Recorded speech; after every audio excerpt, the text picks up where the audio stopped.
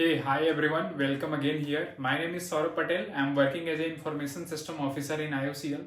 So बहुत सारे students का कमेंट आ रहा था कि सर मॉक टेस्ट के एनालिसिस पे वीडियो बना दीजिए क्योंकि आप लोग के लिए 30 डे बचा हुआ है। तो जो बहुत सबसे ज़्यादा इंपॉर्टेंट है वो है मॉक टेस्ट का एनालिसिस, क्योंकि आप मॉक टेस्ट दे रहे हैं लेकिन उसका एनालिसिस नहीं करेंगे तो आपका प्रॉपर इंप्रूवमेंट नहीं हो पाएगा। मैंने बहुत सारे वीडियो में डिस्कस किया है कि मॉक टेस्ट को अल्टरनेट डे पे अटेंड करें। क्यों? क्योंकि आप बीच में जो गैप आपके रहेगा टाइमिंग का उसमें आप अच्छे से एनालिसिस करेंगे जिससे इंप्रूवमेंट हो पाए।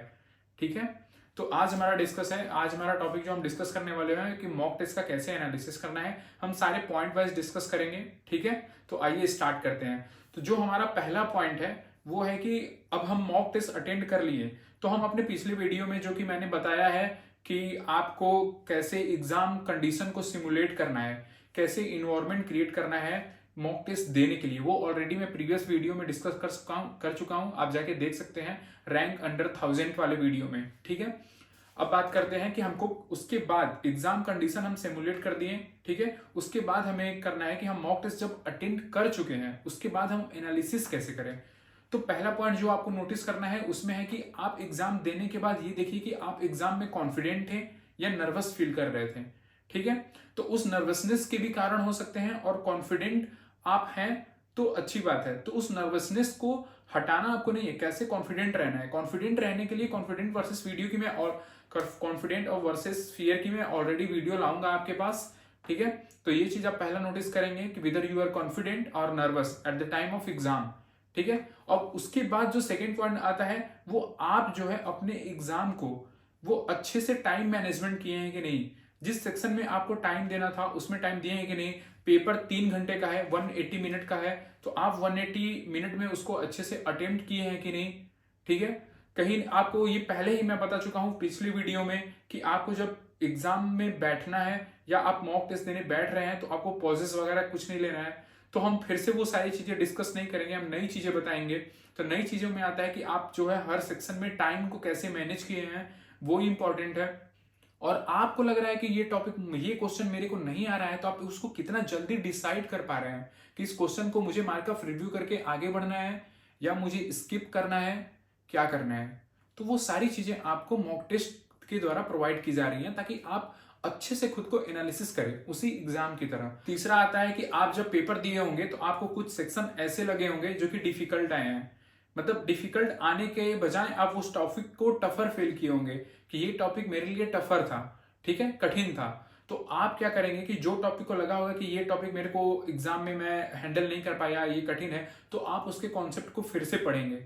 ठीक है, और उसके क्वेश्चन सॉल्व करेंगे प्रीवियस ईयर। ठीक है, फिर उसके बाद ऐसे करके आप एनालाइज करेंगे तो आपके जो टफर सेक्शन होगा ना, जहां से आपकी टॉपिक टफ फील हो रही होगी आपको, वो इंप्रूव होगी। आप जब पेपर दे लेंगे तो आप देखेंगे कि आपके सेक्शन जो है कि आप वो पेपर का मतलब कैसा था, वो पेपर इजी था या मॉडरेट था या डिफिकल्ट था आपके अकॉर्डिंग। ठीक है, कुछ कुछ ऐसे भी टेस्ट सीरीज होते हैं जिनमें आप मॉक टेस्ट देते हैं तो वो उसमें पहले से ही ये बन के आता है कि ये मॉडरेट लेवल का है, इजी लेवल का है, डिफिकल्ट लेवल का है। तो उससे और अपने परफॉर्मेंस से आप कंपेयर कर सकते हैं कि आपके लिए ये पेपर इजी था या मॉडरेट था या डिफिकल्ट था। ठीक है, ये चीज है। और आप जब पेपर दे लेंगे तो आप फिर बाद में आप एनालिसिस करेंगे कि इसमें स्कोर कितना है, टाइम कितना लगा। ठीक है, आपकी परफॉर्मेंस कैसी रही। ठीक है, आपने जो पिछला मॉक टेस्ट दिया था, लेटर सपोज कि आपने 1 दिन पहले या 2 दिन पहले मॉक टेस्ट दिया, आज दिया, उससे पहले भी दिए होंगे, तो आप प्रीवियस मॉक टेस्ट से उसको कंपेयर करेंगे कि आपका मार्क्स कैसे आ रहे हैं, आप इंप्रूवमेंट किए कि नहीं, आपसे क्वेश्चन सॉल्व हो रहे हैं कि नहीं, सिली मिस्टेक्स कितने हो रहे हैं, कितने कम हो रहे हैं, सब आपको इंप्रूव करना है। तो वो सारी चीजें आप एनालिसिस करेंगे। ठीक है, आपको इसमें देखना है, अलग अलग सेक्शन आते हैं। जैसे सिली मिस्टेक्स का ऑलरेडी मैं वीडियो बनाया हूं कि how to avoid the all mistakes. आप देख सकते हैं कि आप जब उस समय एग्जाम दे रहे थे उसमें वर्चुअल कैलकुलेटर यूज कर रहे थे तो आप अच्छे से यूज कर पा रहे हैं कि नहीं कर पा रहे हैं। आपको कैलकुलेशन करने में टाइम लग रहा है या कैलकुलेशन एरर हो रहा है या कोई और एरर हो रहा है, उसको कैसे मैनेज करना है, ये सब चीजें आप एनालिसिस करेंगे। ठीक है, आप ये देखेंगे कि आपने कितना टाइम कित पे खर्च किया। आपने, हो सकता है कि आप किसी क्वेश्चन पे ज्यादा टाइम तो नहीं दे दिए कि 5, 6, 7 मिनट या 10 मिनट आप एक ही क्वेश्चन पे व्यतीत कर रहे हैं। उससे क्या होगा कि आपके पूरे पेपर के टाइम मैनेजमेंट में कमी आएगी, या कोई ऐसा सेक्शन है जिसमें आप ज्यादा टाइम लगा रहे हैं। लेट सपोज कि आपका एप्टीट्यूड सेक्शन है जो कि इजी होता है, आपको जितना टाइम उसमें देना है उतना ही टाइम दें, क्योंकि बहुत सारा टाइम आप बचा के रखेंगे कोर सेक्शन के लिए। ठीक है, तो आप उस टाइम को उतना मैनेज कर पा रहे हैं कि नहीं प्रॉपर, आपको जिस क्वेश्चन में जितना टाइम देना है दे रहे हैं नहीं। ऐसा तो नहीं है कि 2 नंबर के क्वेश्चन आपके टाइम की वजह से छूट जा रहे हैं, ये चीजें आपको ध्यान ध्यान देना है। ठीक है, तो टाइम का पुअर मैनेजमेंट नहीं होना चाहिए, गुड मैनेजमेंट होना चाहिए, वो चीजें आपको ध्यान देनी है हर क्वेश्चन पे। जैसे कि मैं हमेशा ही बताता हूं, अब डेप्थ में आपको बताऊंगा तो कि आप किसी क्वेश्चन को ईगो पे नहीं लेंगे, उसके वजह से टाइम मिस्टेक होता है, ये सब चीजें मैं बता चुका हूं आपको। तो ये सब चीजें आपको एनालिसिस करनी है कि आपका टाइम मैनेजमेंट कैसा है, टाइम मैनेजमेंट हर सेक्शन के लिए, हर क्वेश्चन के लिए ठीक से जा रहा है कि नहीं जा रहा है। ठीक है, अब जब क्वेश्चन पूरा आप जैसे पेपर सॉल्व कर लेंगे तो मॉक टेस्ट, तो उसके बाद आप देखेंगे कि आप अपने सारे क्वेश्चन को एक लेवल में डिवाइड करेंगे। जैसे कि मैं पहले ही बता चुका हूं कि वो डिवीजन किस किस बेसिस पे होगा। जो क्वेश्चन आपने कॉन्फिडेंटली अटेम्प्ट किया होगा वो करेक्ट होगा, क्योंकि आप सारे क्वेश्चन को एक बार रिविजिट करेंगे ना पेपर देने के बाद, तो आप देखेंगे कि कौन से क्वेश्चन को मैंने कॉन्फिडेंटली अटेंड किया है और वो क्वेश्चन सही है। इसका मतलब कि इस टॉपिक से इस टाइप के क्वेश्चन मैं एग्जाम में कॉन्फिडेंटली कर सकता हूं। फिर दूसरा आता है कि आपने गेस किया होगा और वो क्वेश्चन सही होगा आंसर उसका, तो उससे क्या होता है कि आपको थॉरोली उस कॉन्सेप्ट को मतलब अंडरस्टैंड करने की जरूरत है। ठीक है, ताकि आप उस क्वेश्चन पे कॉन्फिडेंट फील करें, क्योंकि वो क्वेश्चन आपके लिए बना है जो एग्जाम में आप सॉल्व कर देंगे। ठीक है, तो ये चीज का एनालिसिस करना है। फिर आपका एक सेक्शन आता है कि क्वेश्चन जो है वो आपका गेस किए और गलत हो गया, तो वो तो प्रॉपर स्टडी उसके लिए चाहिए, कॉन्सेप्ट का वो टॉपिक ही पूरा पढ़ना पड़ेगा। फिर उसके बाद आता है आपने कौन सा स्किप किया, यानी कि ये क्वेश्चन आपके लिए हार्ड है। ठीक है, तो इस सीरीज में कुछ क्वेश्चन ऐसे मिलेंगे जो आपके कॉन्सेप्ट को क्लियर करेंगे।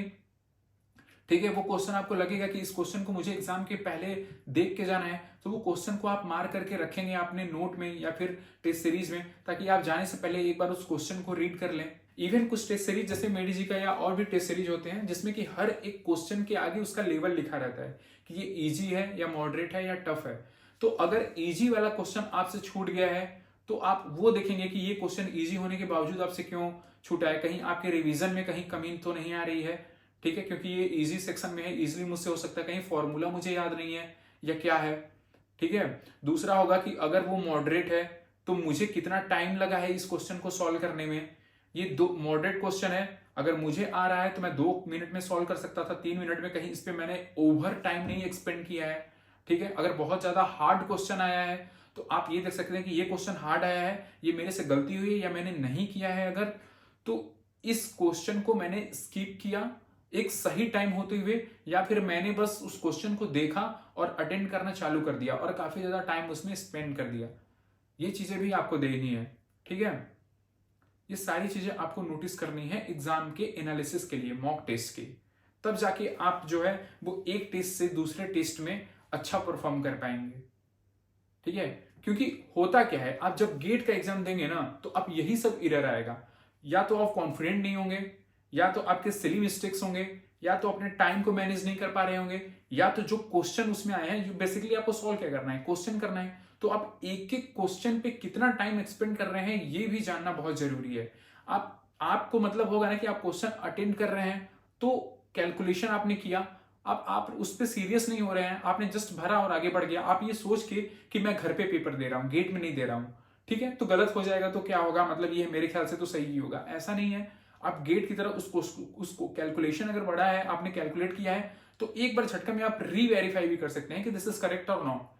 ठीक है, क्योंकि आपको सही से एग्जाम में अटेंड करना है, दैट इज इंपॉर्टेंट। ये नहीं कि आप बस क्वेश्चन सॉल्व कर रहे हैं और आपको डिजिट भरना है। जैसे कि एग्जाम्पल के तौर पे अगर हम आपको बताएं तो एनएटी टाइप क्वेश्चन आता है जो कि बहुत इंपॉर्टेंट होता है, काफी लोग इसमें गलत कर जाते हैं।